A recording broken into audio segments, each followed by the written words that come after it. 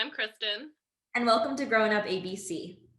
Today we will be talking about Asian representation in media, why it's important, and why media literacy and education are so important for us as a community to make our mark and represent ourselves in the media industry. So, later in this episode, we'll be discussing some examples of Asian representation in the media, and we're also going to critically assess what they've done well and what further work needs to be done when it comes to Asian representation in the media.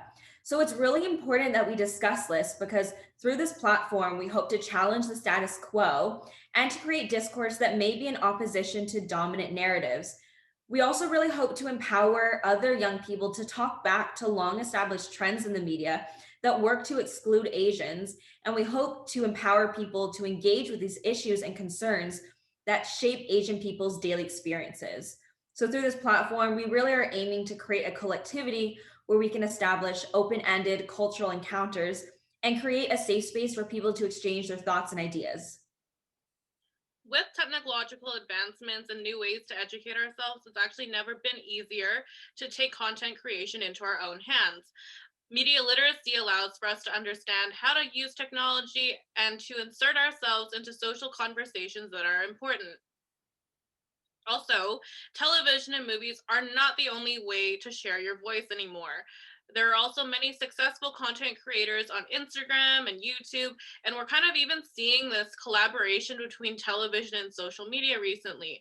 For example, a lot of television shows create YouTube and Instagram pages to further engage with their audience. And focusing on media literacy and media education will help young people specifically, and specifically young ABCs, create more diverse content that reflects the ABC experience. Education is important as well because we want to make sure that these young creators are thinking critically and using their voice and media representation responsibly. We will see some examples in a few minutes where North American Asian media representation has not always done so in the best way. So, the first example we have today is Crazy Rich Asians. So, there was a significant amount of attention and excitement with the Asian community because this was one of the first mainstream Hollywood movies with a predominantly Asian cast. And I know that both of us were very excited to see this movie. So, many Asians expressed that they were excited to see themselves represented and seen in a movie. This was also one of the first big blockbuster movies where you see Asians as a central focus and not as a secondary or supplementary character. So many Asians were hoping that this movie would act as a way to amplify Asian voices and to also challenge the status quo by casting more people that were Asian in a movie, because normally in Hollywood type movies, the cast would be predominantly white. So while there were many positive things about this movie, it also had many shortcomings. So first off, let's talk about what they did well. They did a really great job of overall casting, and in particular, they actually casted an attractive, strong male Asian lead. So this actually worked to challenge the stereotypical casting of male Asians in movies because normally they are portrayed as dorky, nerdy, and not masculine. So unfortunately, Hollywood does have a really bad past of desexualizing Asian male characters and using them for comic relief rather than someone who is in a serious central role. So this can be really damaging for male Asians because, as we've talked in our last episode, there is this past about mocking Asian beauty features. But at the same time, we also need to think about the male Asian lead in this movie. So Harry Golding, he was only half Asian. And when given the opportunity to authentically cast and give opportunities to Asian actors, unfortunately, this film continued a Hollywood trend of casting only a partially Asian character. So while Crazy Rich Asians took steps in a positive way, their casting was a bit questionable. And I think it's important that we stay mindful of authentic representation and the larger messages that these casting choices reflect. Yeah, too. Another thing about Crazy Rich Asians was that it was really not representative of the overall ABC experience. Rachel in the movie, I think, was the only relatable character at all, as she was a professor in New York, couldn't speak Chinese, and her mom had immigrated to America with not a lot of money. This is a very relatable experience, I think, for a lot of North American Asians. However, the rest of the representation of the cast in the movie was wildly unrealistic, and it was advertised that almost everyone in this movie lived this crazy, glamorous lifestyle, and everyone was ultra rich. So, definitely not representative, I think, of most Asians. And kind of on the contrary, a film that failed on almost all levels was Mulan. Mulan is known as one of Disney's only Asian animations. Not only was the movie just really bad in general, let me just say I watched it, it was horrible, but it was also criticized for multiple things. First of all, although the on screen cast was Asian, mostly off screen was in production, casting, writers, costume team, etc. They were all white.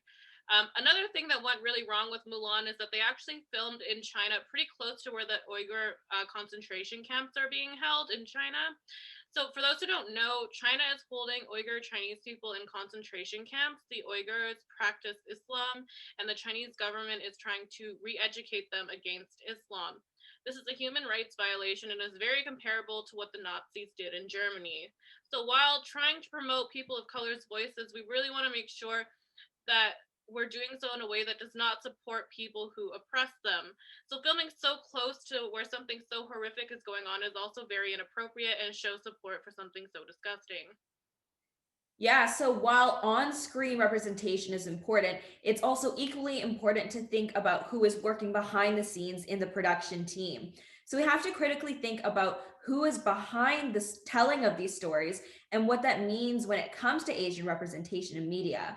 So when we see writers, casting crew members, and costume designers who are not Asian but are actively contributing to telling an Asian story, this can be extremely problematic because it doesn't represent authentic Asian voices.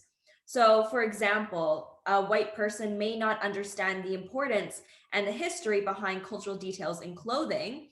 And while it is good and we always encourage people to become educated and to learn about Asian culture, at the same time, this job could have been given to an Asian person, and that would have helped include them in media production and the whole process of creating media. And it can also help them be a part of fair representation of Asians in the media.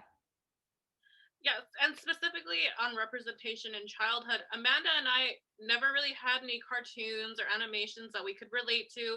And looking back, it would have been really great for us to have seen cartoons and animations that looked like us and also represented our culture. A new film that was released by Netflix attempts to take on the representation of Chinese culture.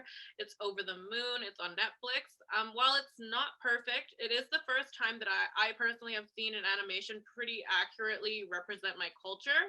They used a lot of Chinese terms and names that I was familiar with as a child, and they also represented traditional Chinese food and the Mooncake Festival. For example, it was the first time that I'd ever seen a character in an animation refer to their grandfather as yeah, yeah, which is how you address your grandpa on your dad's side in Chinese. However, although casting was predominantly Asian, the producers were Asian, but it was still directed by a white man. But overall, I did think this movie did really well in adding some diversity to the animated film landscape, and it's definitely better than anything I've seen before. And to kind of end off this episode, we wanted to shout out some of our favorite ABC YouTubers who we think are doing a really, really great job of sharing their experiences and cultures through media in an interesting and informative way.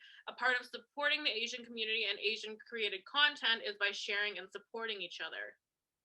So, a good example of a channel that really showcases the Asian American experience while also including and casting predominantly Asian voices is Wong Fu Productions. So, they make a lot of short films and series on YouTube, and it really was one of the first times that we have seen Asian content creators get really successful on YouTube through creating short stories through film. And secondly, I would like to shout out the Fung Bros on YouTube as well. Their content is more lifestyle and discussion driven, but they talk a lot about the ABC experience frequently on their channel. But they also do a really, really great job of introducing viewers to the cultures and cuisines from countries all over Asia and beyond.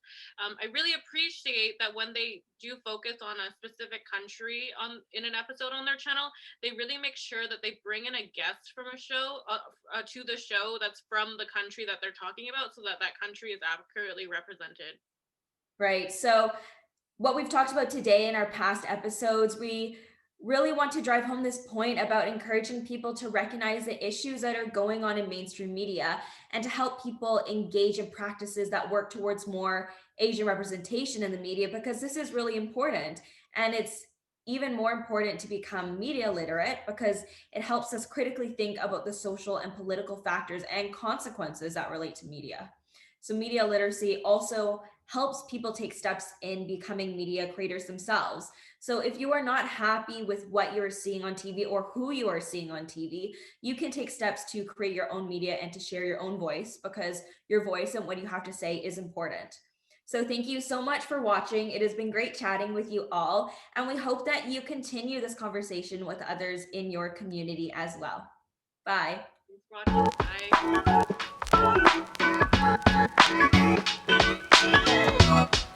Bye.